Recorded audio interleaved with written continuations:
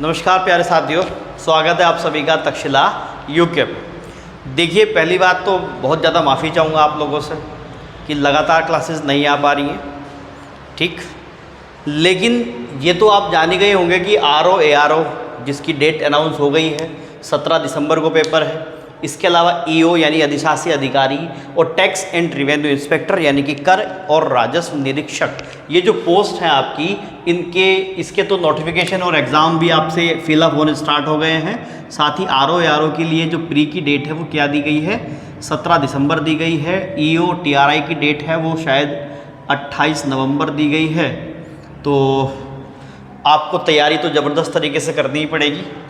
और देखिए, दोनों पोर्शंस में जो यहाँ पर GS का बोलबाला रहने वाला है, यानी कि जो जनरल स्टडीज़ है, सामान्य अध्ययन है, इसका बोलबाला यहाँ आपको देखने को मिलेगा।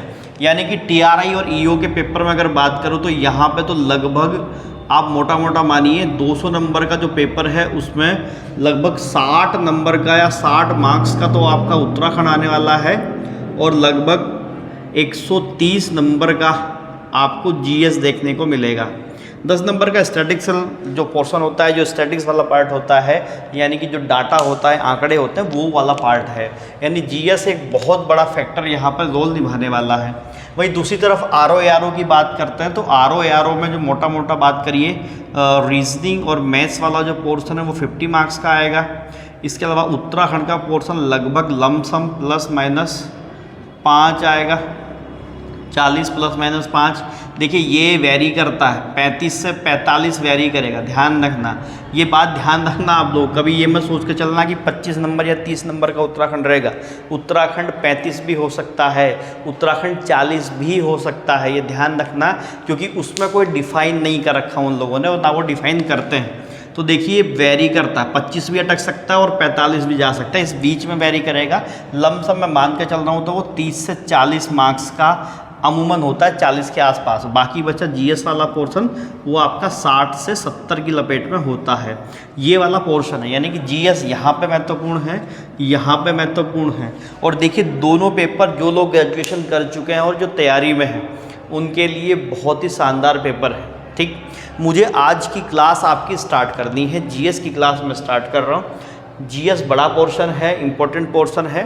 तो देखिए, पहले हमारा टारगेट RO ARO में तो प्री यानी कि फैक्ट बेसिस पे ज़्यादा यहाँ पर निर्भर करेंगे। साथ ही EO और TRI में देखिए, यहाँ मैं आपको एक बात बता देना चाह रहा हूँ कि ये दोनों की दोनों ग्रुप C की पोस्ट है, ठीक है। किसकी पोस्ट है? ग्रुप C की। तो अगर आप घर पर जितनी भी मेहनत करोगे, यहाँ आपको वो लाभ देंगी, ठीक है। तो एक प्लान और एक स्ट्रेटजी भी डिस्कस कर देंगे आपके साथ वो, लेकिन वो अभी मैं मंडे के बाद करूँगा। अभी आज मैं आपकी क्लास स्टार्ट कर रहा हूँ, तो आप ज़रा मेरे साथ बने रहना। मैं पॉलिटी की क्लास, देखिए जो भी क्लासेस अभी आपकी चल रही थी वही GS की क्लासें कंटिन्यू कर रहा हूँ। लेकिन अब ये मैं एक बात आपको बता देना चाह रहा हूँ कि ये RO ARO EO TRI special कर दूँगा मैं, खासकर जो लोग वास्तव में तैयारी कर रहे हैं और जो ये उनके लिए नहीं है जो ग्रुप C की तैयारी कर रहे हैं, ठीक है। मैं सादा से सीधा कह रहा हूँ, यानी कि वो लोग जो UKSSC की तैयारी कर रहे हैं, आपके छोटे एग्जाम्स की तैयारी कर रहे हैं, उनमें हेल्पफुल है वर्चुअली। आप सभी जानते हैं GS तो महत्वपूर्ण रहती है, लेकिन स्पेशली मैं टारगेट कर रहा हूँ यहाँ पे ये हमारे दोनों तीनों चारों एग्ज़ाम। तो कृपया करके ध्यान से बात को समझना। आज की क्लास चलिए शुरू करते हैं। देखिए, क्लासेस जो लेके आऊँगा, मैं सोच रहा हूँ कि इंडिविजुअल या अलग अलग लेके आऊँ, या हो सकता है कि मैं इंपॉर्टेंट टॉपिक्स यहाँ पे कवर करूँ आपके साथ। तो जैसे भी होगा, लेकिन आपको लाभ मिलेगा। आप घर में भी अपने स्तर से पढ़ ही रहे होंगे, मुझे उम्मीद है। तो चलिए आज की क्लास शुरू करते हैं। क्लास में आज हम लोग जो देखने वाले हैं वही पॉलिटी का जो पार्ट है उसी को मैं आगे बढ़ा रहा हूँ, भारतीय राज्य व्यवस्था को। और भारतीय राज्य व्यवस्था में मैंने लास्ट क्लास में, शायद आपने देखी होगी, नहीं देखी होगी तो प्लेलिस्ट मिल जाएगी वहाँ पे। वहाँ हमने चर्चा करी थी कि संविधान की जितनी भी समितियाँ हैं उन समितियों को लेकर के चर्चा आप लोगों से करी गई थी, ठीक है। आगे बढ़ते हैं वहीं पे। तो देखिए, संविधान का प्रभाव में आना, यहाँ पे चर्चा होती है, संविधान का प्रभाव में आना। देखो, एक बात का ध्यान रखना आप लोग, संविधान का प्रभाव में आना। मैं आपसे यहीं पे बातें करता रहूँगा कि कौन कौन सा पेपर, कौन कौन सा सवाल किस किस पेपर के अंदर आ रहा है, ताकि आपको एक आइडिया लगता मिले और आप आसानी से वो कनेक्ट कर पाएँ कि पेपर में सवाल किस तरीके से बनता है और किस तरीके से होता है, ठीक है। देखिए, सबसे पहले यहाँ पे जिक्र करेंगे कि संविधान प्रभाव में कैसा आया। तो देखो, धीरे धीरे जब हमने आपको बताया कि संविधान सभा बनी, संविधान सभा के बाद फिर वहाँ पे अलग अलग समितियाँ बनाई गई, समितियों ने काम करना शुरू करा। काम करने के साथ जब एक संविधान बन करके तैयार हुआ, तैयार होने के बाद यानी कि फरवरी 48 के आसपास पहली बार संविधान पेश करा गया, 8 महीने का समय दिया गया, फिर अक्टूबर 48 में पेश करा गया।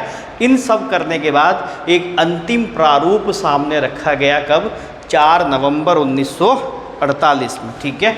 यानी कि 4 नवंबर 1948 में संविधान का एक प्रारूप सामने रखा गया। सीधी सीधी बात है, क्या डॉक्टर BR अम्बेडकर ने संविधान का अंतिम प्रारूप पेश किया, ठीक है। संविधान का अंतिम प्रारूप पेश किया, संविधान का अंतिम प्रारूप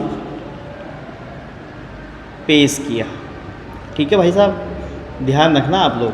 अब अंतिम प्रारूप पेश किया किसके, ये किसने किया? बाय डॉक्टर भीमराव अंबेडकर जी द्वारा, ठीक है। डॉक्टर भीमराव अंबेडकर जी ने संविधान का अंतिम प्रारूप पेश किया। और ये जो प्रारूप यहाँ पर पेश करा गया है, इस प्रारूप को पेश करने के बाद पहली बार इसका यहाँ पर क्या करा गया? वाचन भी किया गया, वाचन भी हुआ इसका, ठीक है। वाचन हुआ कब? 4 नवंबर से बेटा 1948 से 9 नवंबर 1948 तक, ठीक है। वाचन का मतलब पढ़ा जाना, उसे पढ़ा गया पहली बार। देखो एक बात का ध्यान रखना आप लोग यहीं पर, जो खासकर RO का पेपर है ना, RO ARO वाला पेपर है, इस लेवल के पेपर में आपसे वाचन से सवाल कई बार बनते हैं। वो आपसे सीधे सीधे सवाल करता है कि बात बताइए कि ये पहला वाचन कब हुआ, द्वितीय वाचन कब हुआ, तृतीय वाचन कब हुआ। तो यहाँ पर आप लोग ध्यान रख सकते हैं। तो पहले वाचन की बात होती है, यानी कि पहली बार जो पढ़ा गया, बोल करके बताया गया, वो 4 नवंबर 1948 से 9 नवंबर 1948 के बीच रहा। कुल मिलाकर के 3 वाचन होते हैं, ठीक है। 3 बार पढ़ा गया है। ध्यान रखेंगे, पहला आपको बता दिया गया कि 4 नवंबर 1948 से 9 नवंबर 1948 तक। दूसरे वाचन की बात करते हैं तो वो 15 नवंबर से शुरू होता है और 21 नवंबर तक वो वाचन रहा, 15 नवंबर से 17 अक्टूबर तक, ठीक है। 15 नवंबर से 17 अक्टूबर तक, 15 नवंबर 1948 से 17 अक्टूबर 1948 तक क्या रहा? यहाँ पर द्वितीय वाचन रहा। और RO ARO UP 2005 के अंदर ये सवाल पूछा गया था कि बताइए संविधान का तीसरा जो वाचन था वो कब हुआ था, ये आपको ध्यान रखना है, ठीक है। इम्पोर्टेंट बात है। तो तीसरा वाचन 14 से 24 नवंबर 1949 को हुआ था, 14 से 24 नवंबर 1949 को, ये ध्यान रखना आपने। 14 से 24 नवंबर 1949 तक यहाँ पर तीसरा वाचन चला था। तो आपने क्या ध्यान रखना है कि अंतिम प्रारूप पेश करा गया अम्बेडकर साहब के द्वारा। पहला वाचन ये हुआ, द्वितीय वाचन ये हुआ और ये तृतीय वाचन आपका 14 से 24 नवंबर 1949 तक पढ़ा गया, ठीक। इसके बाद देखिए, आप सभी जानते हैं कि डॉक्टर भीमराव अंबेडकर के द्वारा, अब ध्यान से समझना बात को बेटा, आपके पेपर के लिए बहुत महत्वपूर्ण होने वाली है चीज़ें, क्लासेस। आपकी जो लोग EO या TRI वाला फॉर्म भरने वाले हैं, जिसमें हिंदी 100 मार्क्स की है, हिंदी की स्पेशल क्लास शुरू करेंगे हम लोग, ठीक है। वो केवल EO और TRI को लेकर के होगी, बाकी सर उसमें डिस्कस करेंगे आपके साथ जो जो चीज़ें हैं, जो जो चीज़ें वहाँ पर आपने देखनी। तो डॉक्टर भीमराव अंबेडकर द्वारा, यानी कि बाबा साहब के द्वारा, भीमराव अंबेडकर द्वारा एक प्रस्ताव यहाँ पर पारित करा गया कि the constitution is settled by the constitution assembly. The constitution is settled by the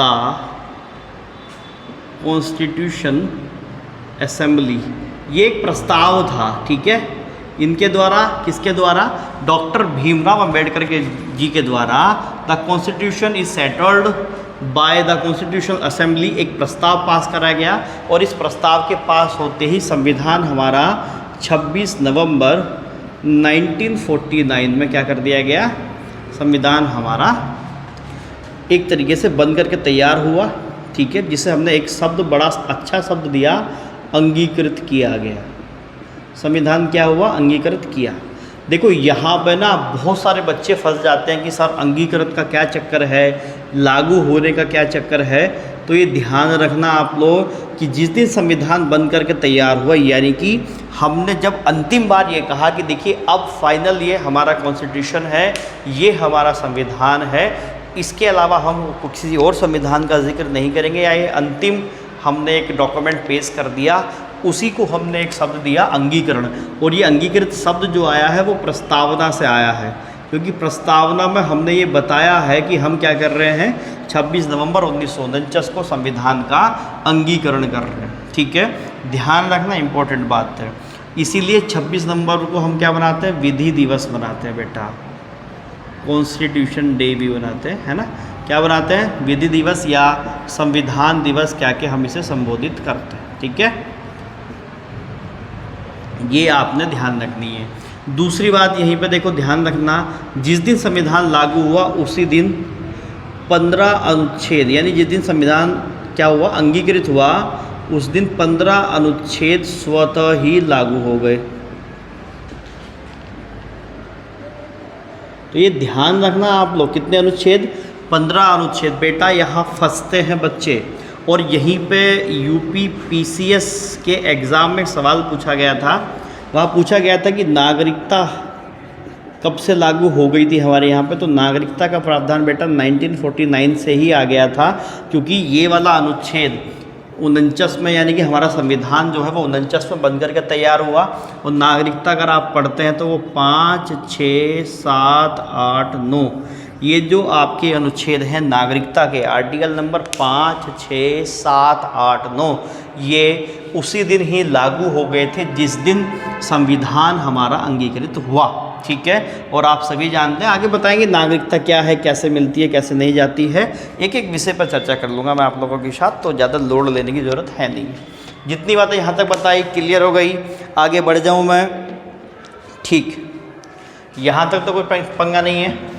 ठीक है जी, देखिए थोड़ा सा बस अभी आप हमें मंडे तक का समय दे दीजिए, क्योंकि थोड़ा सा हम लोग अपना जो ऑफलाइन सेंटर है वहाँ पे थोड़ा सा पेंट वेंट का चल रहा है, रेनोवेशन का काम चल रहा है, यानी कि पेंट वगैरह करवा रहे हैं।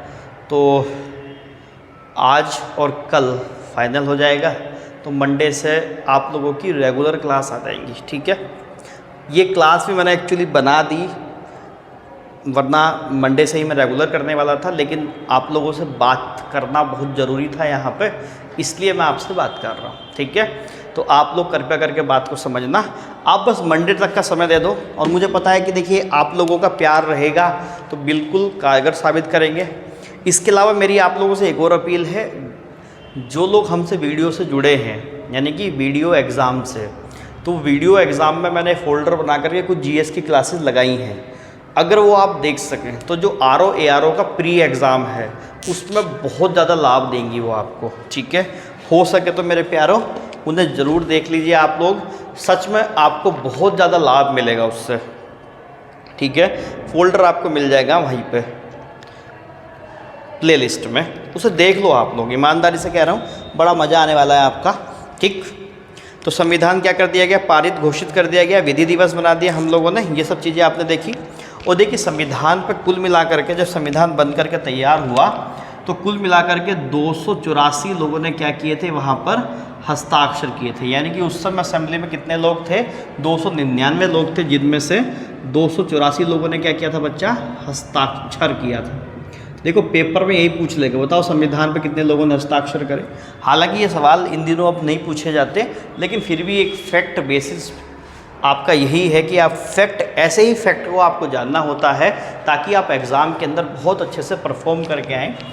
299 में से 284 लोगों ने हस्ताक्षर करे, जिनमें से 8 महिलाएं थी। ठीक है, हस्ताक्षर करने वालों में कितनी, 8 महिलाएं। अब देखो एक बात का ध्यान रखना, जब संविधान समिति बनी थी तो सदस्य कितने थे, 389 सदस्य थे, महिलाएं कितनी थी, 15 फीमेल्स थी। ठीक है, ये ध्यान रखना यार आप लोग। बहुत सारे बच्चे ना, सच्ची बता रहा हूँ, बहुत ज़्यादा कन्फ्यूजन क्रिएट कर लेते हैं कि भाई 15 सदस्य कहाँ पे हैं, 389 जब संविधान सभा बनी थी, महिलाएं अब हस्ताक्षर करने वालों में महिलाओं की संख्या कितनी बचती है? 8 बचती है। ठीक है, सबसे पहले हस्ताक्षर किसने करे थे संविधान पे? तो सबसे पहले हस्ताक्षर करने आए थे हमारे जवाहरलाल नेहरू जी। उसके बाद सबसे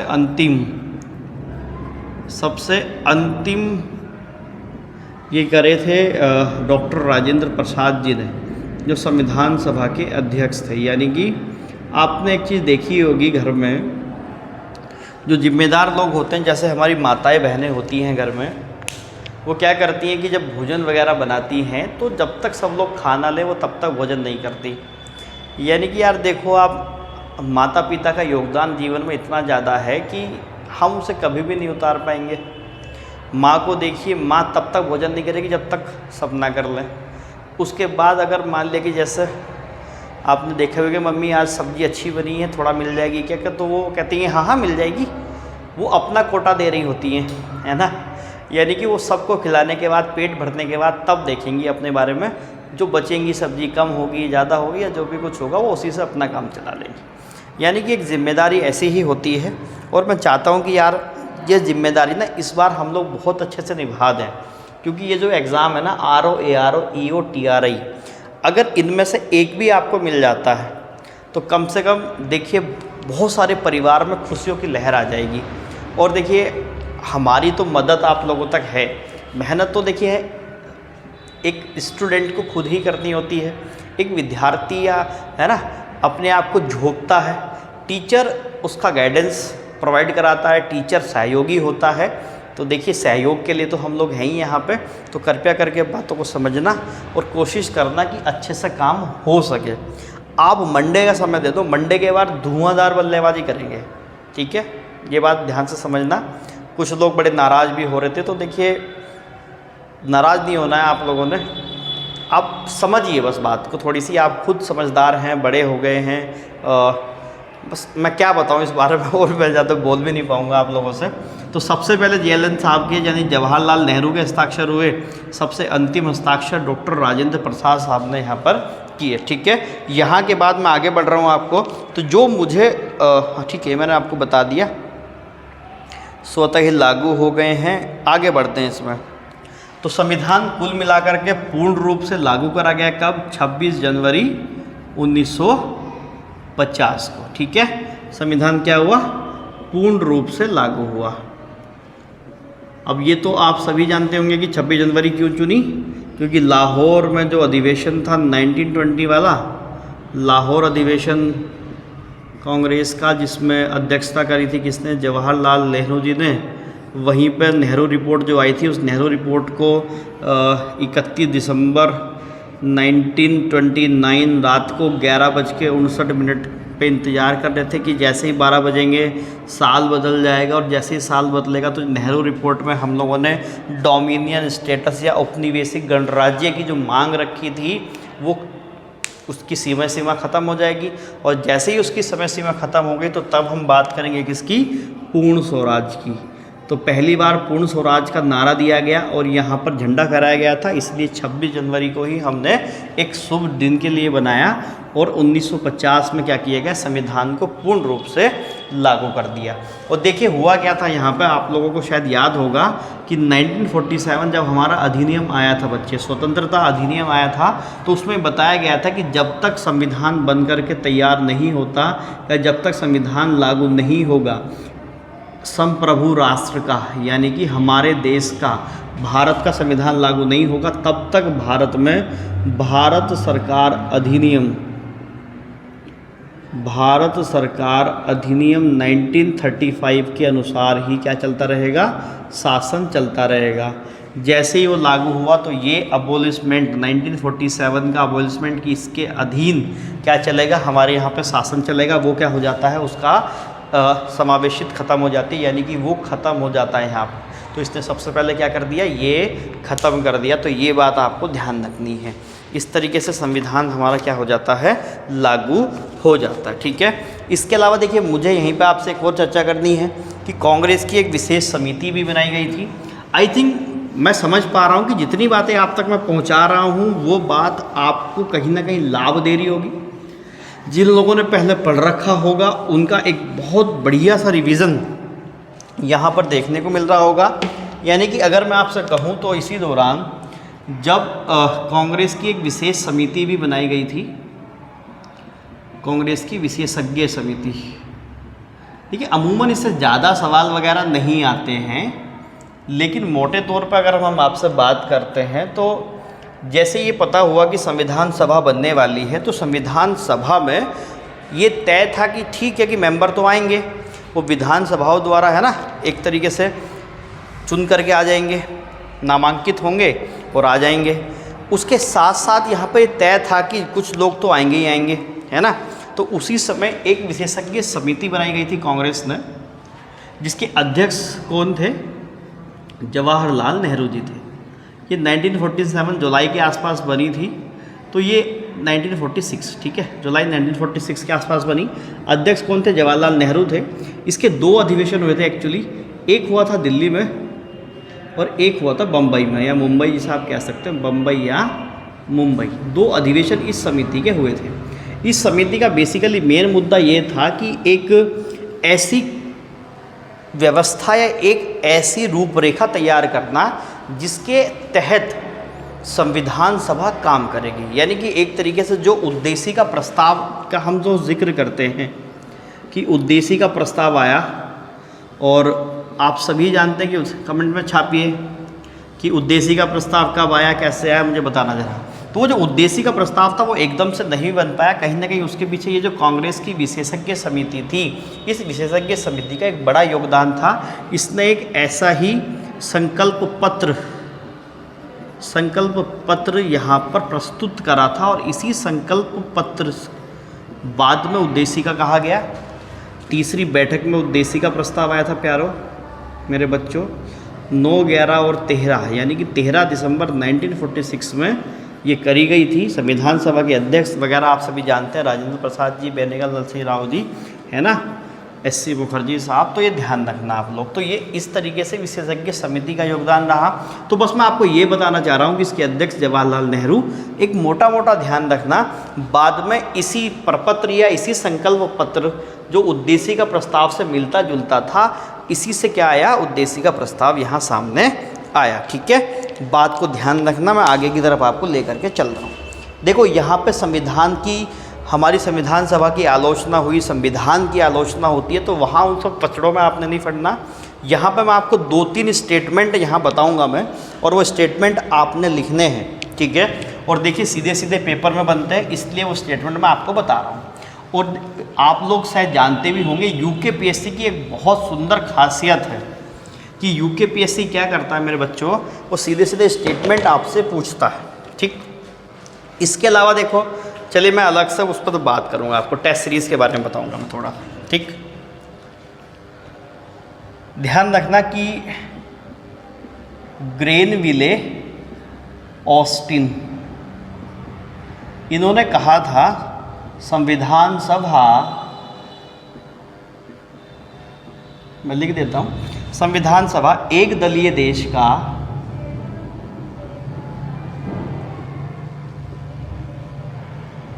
एक दलीय निकाय है। क्योंकि आप सभी जानते हैं कि कांग्रेस का प्रभुत्व था ही थी, इसलिए ये एक तो ये कहा था। और ये कथन बहुत बार पेपर में आता है बच्चे कि संविधान, ये तो कई बार पेपर में आ चुका है, शायद आपने किसी पेपर में देख भी लिया होगा कि संविधान सभा कांग्रेस है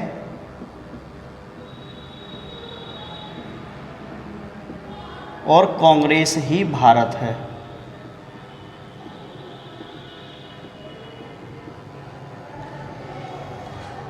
ठीक, ये ध्यान रखना। इसके अलावा इसने ये कहा था कि कांग्रेस सभा, या ऐसे कह सकते हैं कि कांग्रेस की विशेषज्ञ समिति ने ही, ये भी इन्होंने बोला था, कांग्रेस की विशेषज्ञ समिति ने वर्तमान संविधान को उपलब्ध करवाया, ने वर्तमान संविधान की उपलब्धि तक भारत को पहुंचा, उपलब्धि तक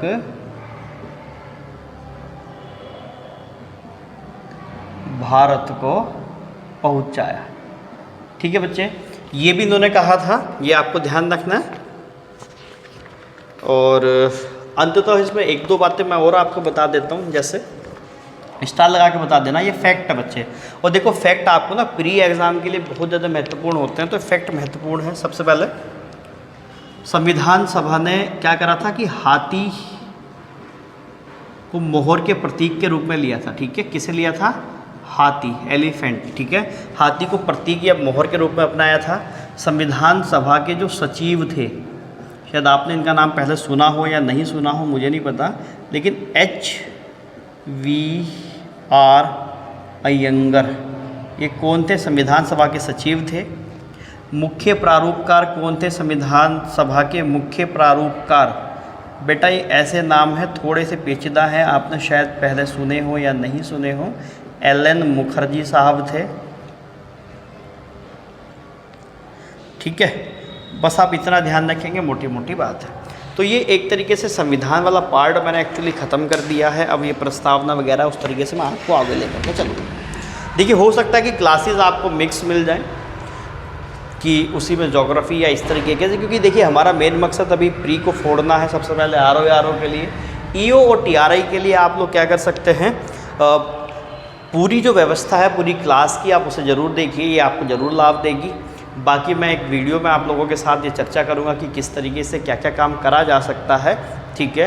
क्या रणनीति हो सकती है, RO के लिए हम क्या काम कर सकते हैं, या EO और TRI के लिए क्या काम कर सकते हैं, तो उस पर एक विशेष थोड़ी सी चर्चा आप लोगों के साथ में करूँगा, ठीक है। चलिए अगली क्लास के साथ फिर आपसे मुलाकात होगी।